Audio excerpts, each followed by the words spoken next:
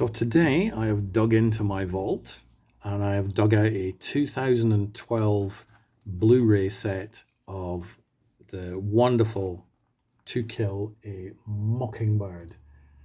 Now it's directed by Robert Mulligan, produced by Alan Pakula, and not so much a steelbook, but it's definitely a presentation book edition of this. This was to celebrate the 50th anniversary of this classic film, and if you've not seen To Kill a Mockingbird, it is amazing. So what this comes in, it comes housed in a book. It's a nice hardback thing there. And let's have a look at the back. Really feels solid. Now it's a single disc edition, and we get the disc in there. We're going to come back to the disc in a minute though, because the rest, and I said it came housed in a book. It is in fact a book. Look at this. How amazing is this?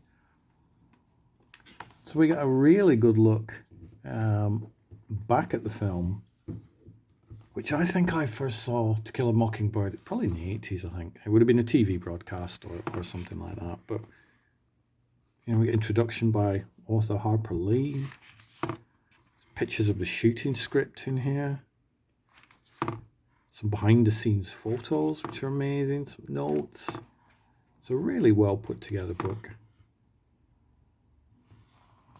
you imagine what it was like filming that back then? Did they know what they had? Some storyboards. We get a nice little look at some of the storyboards of the film. I really wish I could draw. That would be amazing. And we get a look at the posters and from various countries around the world. So many posters.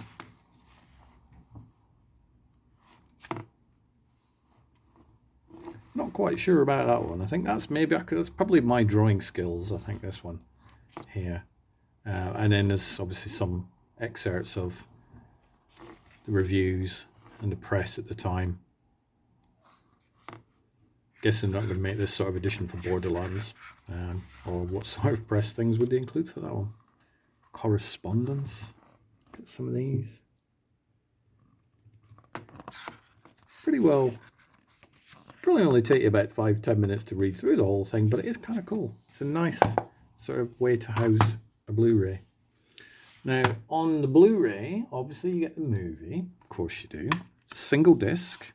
It's not the best clippy one, but it doesn't fly out either.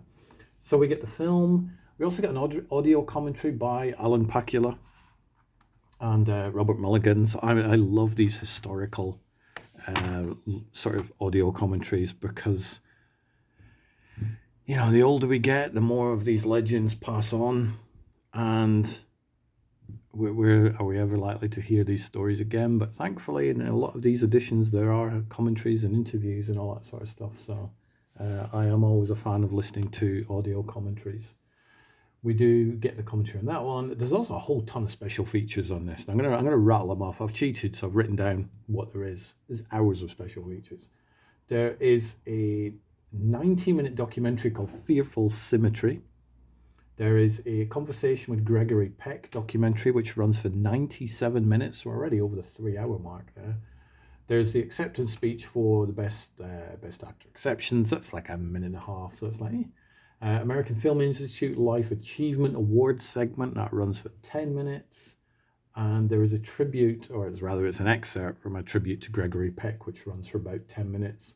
Scout Remembers featurette, 12 minutes, and we get a theatrical trailer.